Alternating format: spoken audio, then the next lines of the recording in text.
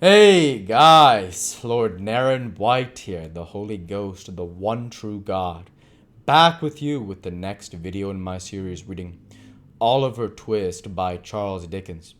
Without further ado, returning to Oliver Twist as read by Lord Naren White. She didn't utter another word, said the woman, to all appearance unmoved, as Mr. Bumble was very far from being, by the strange man's violence. But she clutched my gown violently with one hand, which was partly closed, and when I saw that she was dead and so removed the hand by force, I found it clasped by a scrap of dirty paper. Which contained? Interposed Monks, stretching forward. Nothing, replied the woman. It was a pawnbroker's duplicate. For what? Demanded Monks. In good time I'll tell you, said the woman.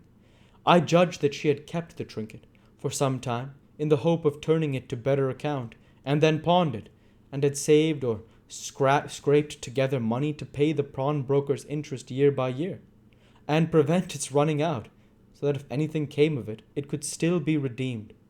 Nothing had come of it, and, as I tell you, she died with the scrap of paper, all worn and tattered, in her hand. The time was out in 2 days. I thought something might one day come of it too, and so redeemed the pledge. Where is it now? Asked Monks, quickly. There, replied the woman. And, as if glad to be relieved of it, she hastily threw upon this. And as if glad to be relieved of it, she hastily threw upon the table a small kid bag, scarcely large enough for a French watch, which Monks, while pouncing upon, tore open with trembling hands.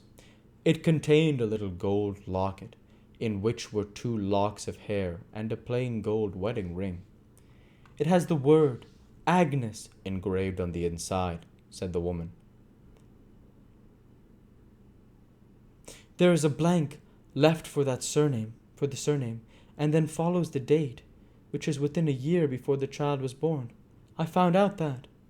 And this is all? Said Monks, after a close and eager scrutiny of the contents of the little packet. All, replied the woman. Mr. Bumble drew a long breath, as if he were glad to find that the story was over, and no mention of taking the 25 pounds back again. And now he took courage to wipe the perspiration which had been trickling over his nose, unchecked, during the whole of the previous dialogue. I know nothing of the story, beyond what I can guess at, said his wife, addressing Monks, after a short silence, and I want to know nothing, for it's safe or not. But I may ask you 2 questions, may I? You may ask, said Monks, with some show of surprise. But whether I answer or not, it is another question. Which makes 3, observed Mr. Bumble, essaying a stroke of facetiousness. Is this what you expected to get from me? Demanded the matron. It is, replied Monks. The other question? What do you propose to do with it? Can it be used against me? Never, rejoined Monks, nor against me either. See here, but don't move a step forward, or your life is not worth a bulrush.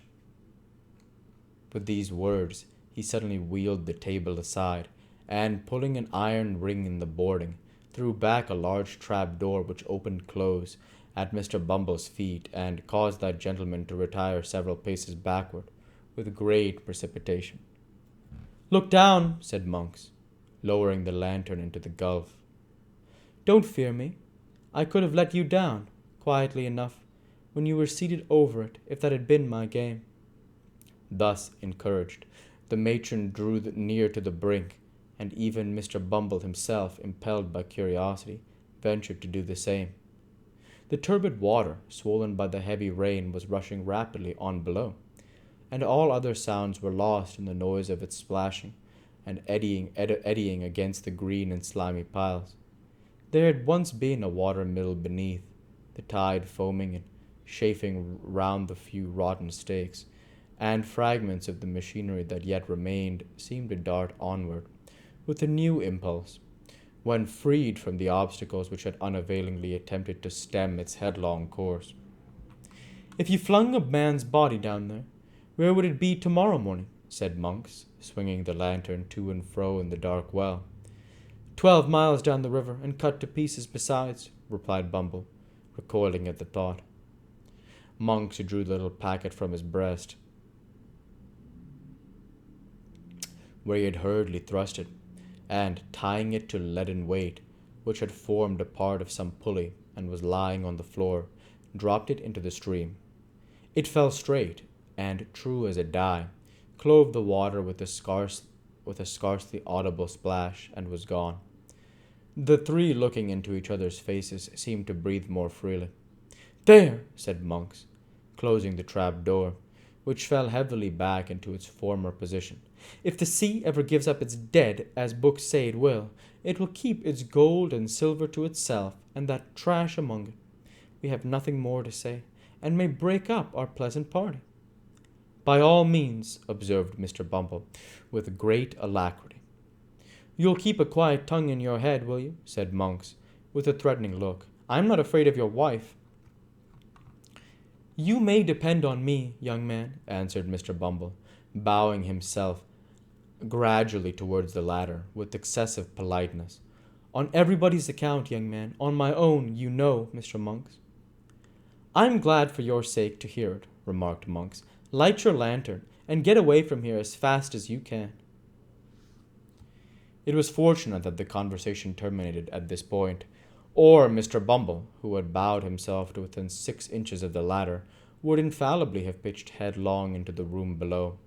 He lighted his lantern, from that which Monks had detached from the rope, and now carried in his hand, and, making no effort to prolong the discourse, descended in silence, followed by his wife.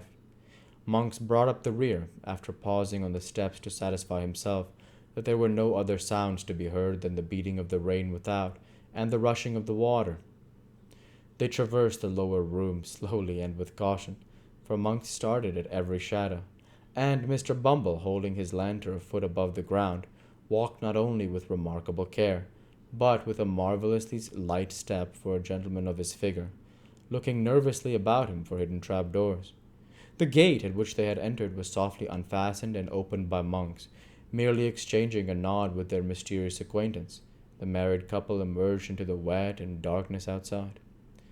They were no sooner gone than Monks, who had appeared to entertain an invincible repugnance to being left alone, called to a boy who had been hidden somewhere below. Bidding him go first and bear the light, he returned to the chamber he had just quitted. Chapter 39 introduces some respectable characters with whom the reader is already acquainted, and shows how Monks and the Jew laid their worthy heads together. On the evening following that upon which the three worthies mentioned in the last chapter disposed of their little matter of business as therein narrated, Mr. William Sikes, awakening from a nap, drowsily growled forth an inquiry of what time of night it was. The room in which Mr. Sikes propounded this question was not one of those he had tenanted previous to the Chertsey expedition, although it was in the same quarter of the town, and was situated at no great distance from his former lodgings. It was not, in appearance, so desirable a habitation as his old quarters, being a mean and badly furnished apartment, of very limited size, lighted only by one small window in the shelving roof, and abutting on a close and dirty lane. Nor were there wanting other indications of the good gentleman's having gone down in the world of late, for a great scarcity of furniture, and total absence of comfort, together with the disappearance of all such small movables as spare clothes and linen, and bespoke a state of extreme poverty, while the meagre and attenuated condition of Mr. Sikes himself would have fully confirmed these symptoms if they had stood in any need of corroboration. The housebreaker was lying on the bed, wrapped in his white great coat, by way of dressing gown, and displaying a set of features in no degree improved by the cadaverous hue of illness, and the addition of a soiled nightcap, and a stiff black beard of a week's growth. This dog sat at the bedside, now eyeing his master with a wistful look, and now pricking his ears, and uttering a low growl as some noise in the street, on the lower part of the house attracted his attention.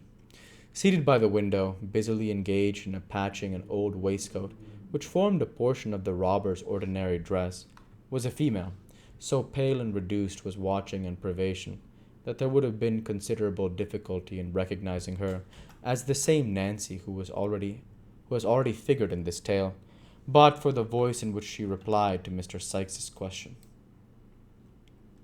And we'll go ahead and stop there for this week. As usual, I want to say thank you for watching, and I hope you enjoyed. Please like, comment, and subscribe, as it greatly helps the channel. Light be with you all. Take care, and thanks again.